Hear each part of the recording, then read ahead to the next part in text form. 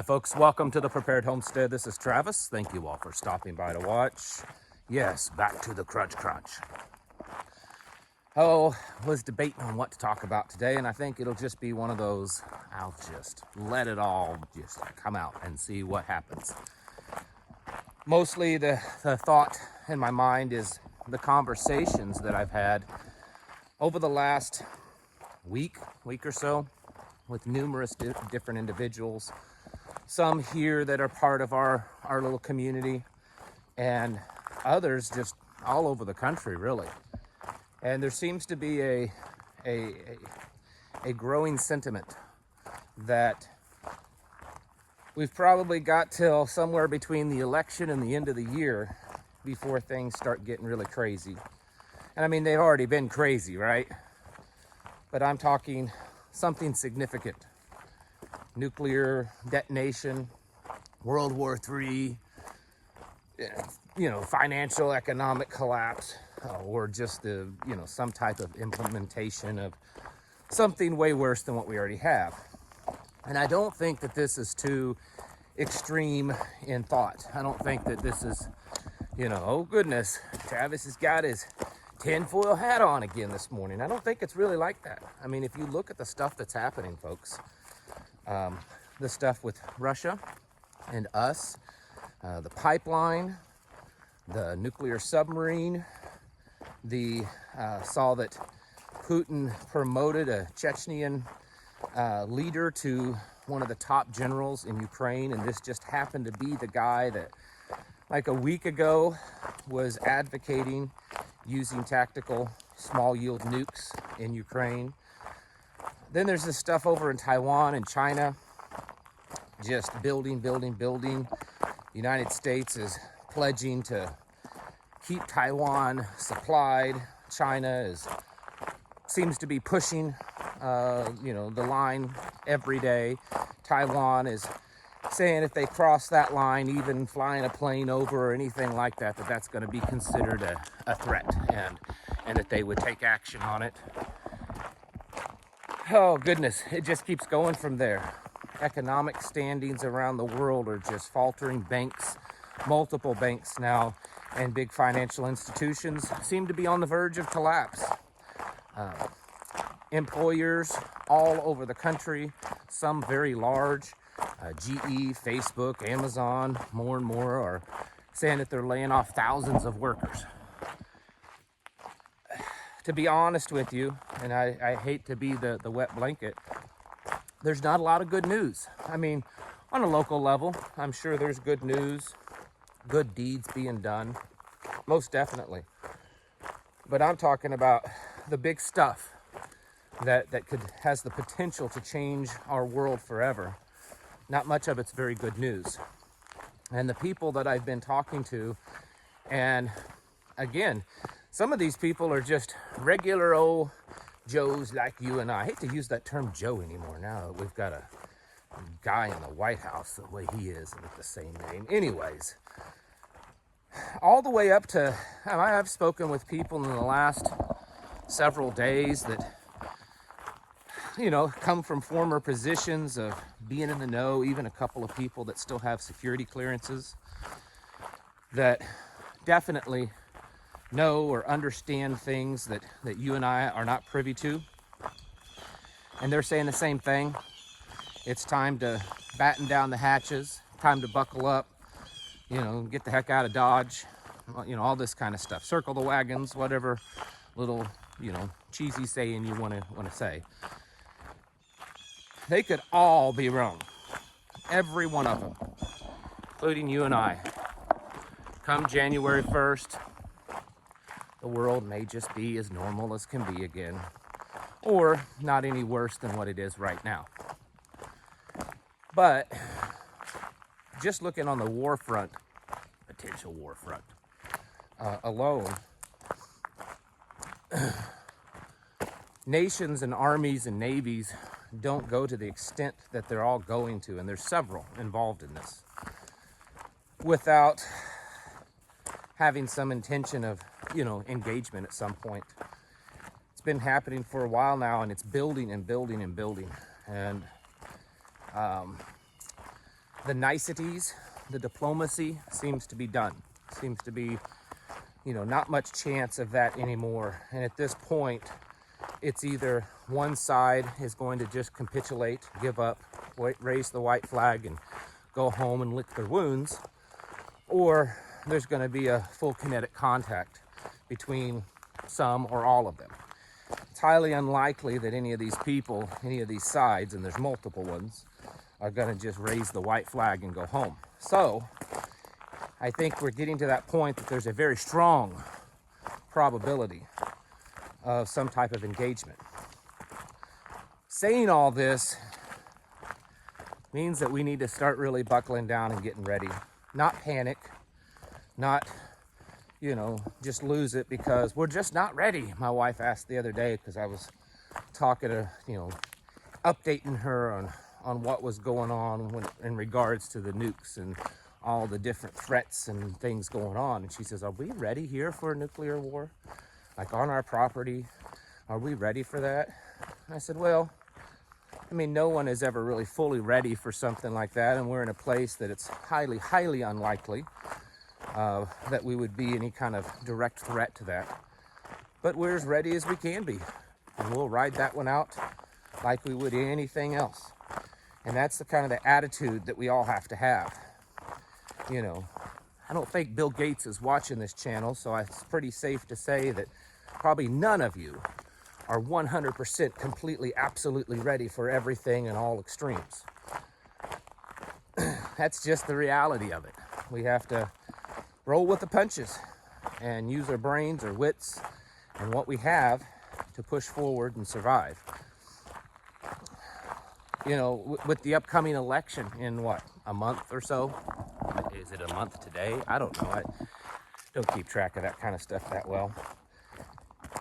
I think that's another factor.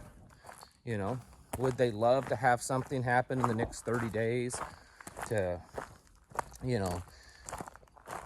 be able to use it as an excuse to, lock everyone up again and do mail-in kind of ballots? Of course, I'm sure they would.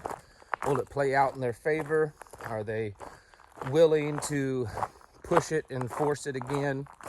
I don't know. I've been thinking a lot because this is just kind of how I think. I like to try to think ahead and kind of come up with all the probabilities of what could happen and the reactions of those probabilities. And I've been wondering what the American people, how they're going to react if some of these things happen. And let's just take, for instance, nuclear war. And I'm not just talking about our homeland getting attacked, which, it seems to be a possibility, probably a less likely possibility. But it's always there on the table, especially now more than ever. So let's just talk about if one is used in Ukraine. It's quite possible that the American people could just panic. The first nuke used since World War II, and the first one used in that way. It would throw the whole world into a panic. Possibly. Because I was thinking, I thought, over the last couple of years, there's been so many things happen that's caused everyone to be in a panic, everyone to be on edge, that it's quite possibly that a lot of people have really been desensitized. There's always going to be those people that are so disconnected from reality that they don't care. The people that, they're just all about their Hollywood stuff and their pop culture and their coffees and their video games and that kind of stuff. The world could be ending in front of their eyes and they probably wouldn't flinch, as long as they had those things. I'm talking about the bulk of Americans, the ones that kind of fall in the middle. They're not like us, and they're not like the people I just mentioned. They're aware enough to know that there's some bad things going on. They just feel in their heart that America's too big, too strong to fail, and that we're gonna come out on the other side, smelling like a rose. And what happens if that doesn't happen? How are they gonna react? And I've said many times that those people could be the ones that cause the panic. They could lose it. They could, just go into a tailspin because all their worst fears are finally realized. But what if that doesn't happen? What if they've become so desensitized to everything that's happened around us for the last couple of years that if something like that happens, they're just like, oh well, just another thing on our bingo card, at least it's not here. And I got to thinking, both scenarios I think are very dangerous. Obviously, if everyone loses it and panics, there's the obvious danger there, right? I don't think I have to explain that. But the other, if nobody panics, or at least not a lot, there's not a lot of panic.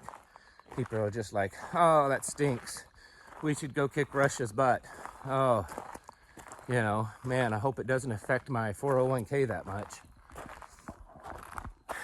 What it would tell me, at least if I was a global elite world leader, I would say, well, we've done our job. We've desensitized them enough. Everyone is bought in and have so much faith in us that even a nuke being used isn't enough to cause them to panic. And so I think we should push forward our global agenda, our agenda to take over the world. Because if they're not going to react to a nuke being dropped, then, what will they react to? So I think either scenario is very dangerous. And we should prepare accordingly, And if the nuke is dropped and nothing happens, don't say, oh, well, it's okay. It's nothing. If a nuke was used and America once again moves the goalposts and says, well, that wasn't a very big nuke, and we're only going to react if you use a big one, even though we said we would react if you used any of them, even though we said we'd react if you did all these other 10 things, it's going to weaken us even more. And even though there's a chance that we wouldn't get involved because of that in a war, a full kinetic war, we're already involved in the war. What it would do is it would show the world that we're even weaker. We're already seeing that, with yesterday, OPEC against, America's wishes, said, you know what, we're cutting 2 million barrels a day in production. We're gonna stick it to you. Cause prices to skyrocket again, and they've already gone up quite a bit since then. So the prediction a month ago or so that the lowering oil prices are just for a time and that they're going to go up this fall and winter seemed to be pretty true, because November oil was already trading at around $100 a barrel yesterday. So the days of that really cheap oil, $3 a gallon or whatever you're paying, a little under $3 a gallon, that's over, folks. And what it will do, I'm going around the barn, that's what I do, going around the barn to get to the door.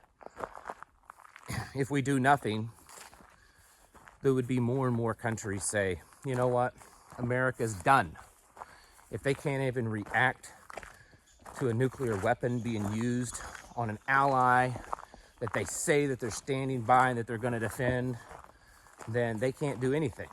And we're going to very potentially see less and less countries use our currency, trade in our currency. We're going to see less and less countries, fall in line with, any type of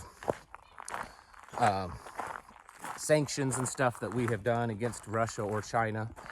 And we're going to see ourselves become a very weak nation that the rest of the world has very little respect for. So the point is that just about, we're at a point now that I kind of almost feel that any scenario that happens could end up being bad. Next to everyone just coming together and having a kumbaya moment, I really don't see any scenario working out really in favor. I could be wrong, but that's my opinion. So, said all this, maybe I'm just preaching to the choir this morning. I've said all this to say what I say all the time. Folks, we got to get serious. We got to get ready. I have been, and it's not just me. I mean, I'm only telling you my story, but I have been crazy busy the last week or two, working with numerous other people within our community, and they have been busy. The stuff that I've been hearing, they're finishing out projects on their house. They're trying to get it done and wrapped up because winter's coming on, and they believe things are getting crazy. People that have been trying to move for a while because they're just not living in a place that they want to be are telling me that, we're kind of going to plan B. That, if we have to just live in an RV on a little plot of land just so that we can be there and out of the city and stuff where it's totally unsafe, it's better than nothing. And I'm not saying that that's what you should do, but some of these people, that's the plan. And they'll just work on things as they can, but at least being here is better than where they're at. A lot of people just seem to feel the pressure. I feel it. I feel the pressure to get things going. I've got projects that I really need to get done before winter sets in, and I'm behind desperately, and I'm just busy in so many other areas that I'm having a hard time finishing those. So I feel the pressure. I was just talking to my wife a couple of days ago, just the kind of the panic feeling, not panic in the sense that I'm panicking because of how the world is going, but this panic that I've got so much stuff to do and I'm running out of time. And I'm not talking about end of the world time. I'm just talking about winter coming time. And so I understand it. I've always believed that humans are vastly more capable of doing things, handling things, accomplishing things than what we believe. We've all heard the stories of, something really heavy falling on a small child and someone going over there and lifting hundreds of pounds beyond what they could lift. And we could go into the science behind that and all. But the point is that we are much more capable of doing things than what we think we are. So folks, don't let it get to you. Not right now. Now is not the time to allow fear to creep in. Now is not the time to just give up and think that it's just too much. There's no guarantees that these things will happen over the next few months. I'm just saying that there seems to be a increasing probability of these things happening, but there's no guarantee. You may still have, quite a while to get yourself ready. Regardless of that, you must keep pushing forward. And whatever it is that you need to work on in your life, preparations, physical, mental, spiritual, keep doing it and keep doing more of it, because things do seem to be coming to a head, and who knows when it's going to blow. Folks, get your houses in order. Prepare mentally, physically, and spiritually. Thank you for watching, and I'll catch you in the next video.